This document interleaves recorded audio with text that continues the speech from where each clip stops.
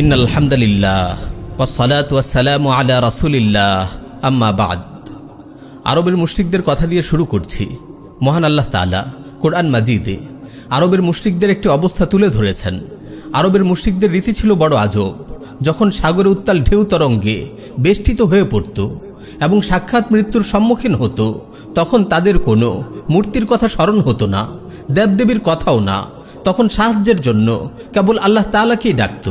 কিন্তু আল্লাহ তাআলার রহমতে যখন প্রাণ নিয়ে তীরে পৌঁছতে সক্ষম হতো, তখন তাকে ছেড়ে আবার সেই প্রতিমাদের পূজায় লিপ্ত হতো। তাদের এই বিপরীতমুখী অবস্থা সম্পর্কে মহান আল্লাহ তাআলা বলেন, ফাইযা রাকিবু ফিল ফুলকি দাউল্লাহা মুখলিসিনা লাহুদ্দিন ফালাম্মা নাজ্জাহুম ইলাল বাররি ইযা হুম ইউশরিকুন। তারা যখন নৌকায় চড়ে তখন তারা আল্লাহকে ডাকে তার আনুগত্যে একনিষ্ঠ হয়ে, তারপর তাদেরকে উদ্ধার করে যখন স্থলে নিয়ে আসেন অমনি তারা শিরকে লিপ্ত হয়ে পড়ে।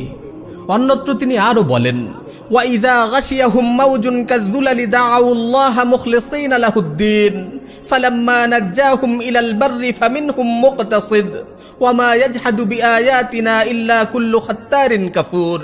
উত্তাল ঢেউ তরঙ্গ যখন মেঘচ্ছায়ার মতো তাদেরকে আচ্ছন্ন করে, তখন তারা আল্লাহকে ডাকে ভক্তি বিশ্বাসকে তারই জন্য খালেস করে। অতঃপর তিনি যখন তাদেরকে উদ্ধার করে স্থলে নিয়ে আসেন, তখন তাদের কিছু সংখ্যক সরল পথে থাকে, অবশিষ্ট সকলে পুনরায় শিরকে লিপ্ত হয়। প্রত্যেক এমন লোকই কেবল আমার আয়াতসমূহ অস্বীকার করে, যারা ঘোর বিশ্বাসঘাতক, চরম অকৃতজ্ঞ।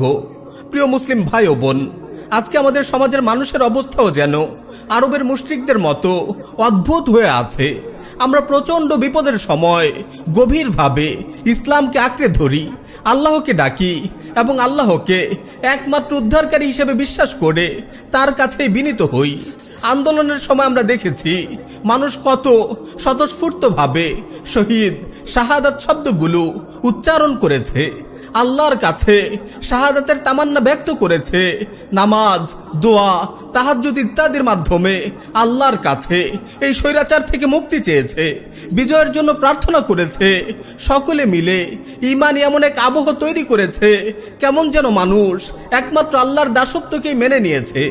একই অবস্থা আমরা দেখি প্রাকৃতিক দুর্যোগের সময়। এই বন্যার সময় মানুষ দুহাত তুলে আল্লাহর কাছে সাহায্য চাইছিল।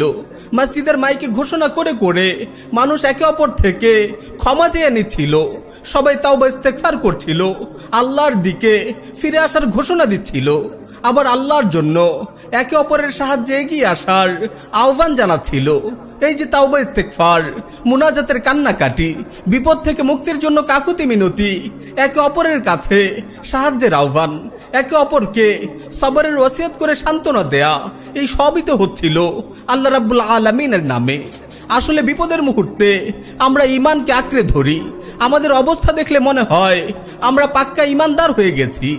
এই যে আমরা বিপদের সময়, বিপ্লবের সময়, দুর্যোগের সময় আল্লাহকে ডাকি, আল্লাহর উপর বিশ্বাস রাখি এবং তার ক্ষমতার উপর আস্থা রাখি, ঠিক আমরাই আবার শাসনের ক্ষেত্রে এসে মহান আল্লাহ তাআলার উপর বিশ্বাস রাখতে পারছি না, তার প্রজ্ঞার উপর আস্থা স্থাপন করছি না। আমরা এখানে এসে আল্লাহকে ভুলে বসছি, তার দেয়া শাসন ব্যবস্থাকে প্রত্যাখ্যান করছি, তার শরিয়াকে অবজ্ঞা করছি।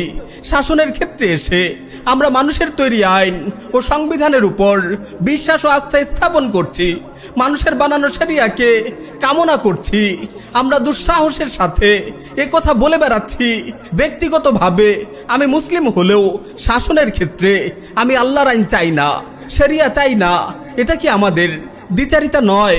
এটা কি আরবের মুশরিকদের মতো আল্লাহর প্রতি আমাদের বৈপরীত্য নয়? যে আল্লাহর ব্যাপারে আমরা বিশ্বাস করছি তিনি প্রকৃতি ও জগৎ পরিচালনা করেন, তিনি বিপদ থেকে উদ্ধার করতে পারেন, জুলুম থেকে মুক্তি দিতে পারেন, তিনি যে কোনো বিপ্লবকে সফল করতে পারেন, সেই আল্লাহর ব্যাপারে আমরা কেন এই বিশ্বাস ও আস্থা রাখতে পারছি না?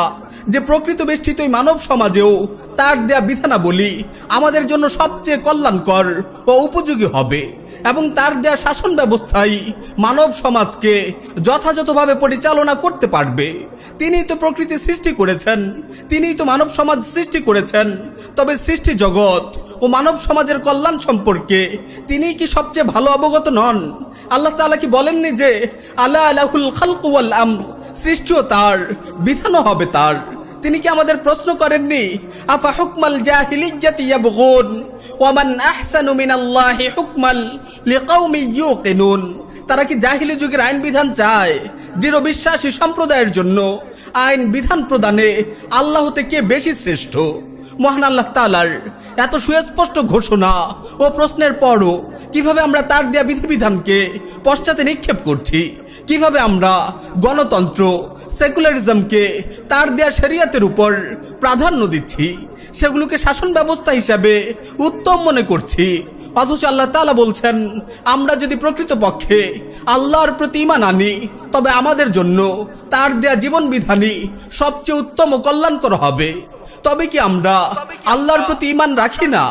প্রিয় মুসলিম উম্মার প্রতি এই প্রশ্ন রেখেই আজকে বিদায় নিচ্ছি, যে প্রশ্ন পবিত্র কোরআনে স্বয়ং আল্লাহ তাআলাই আমাদের দিকে ছুড়ে দিয়েছেন।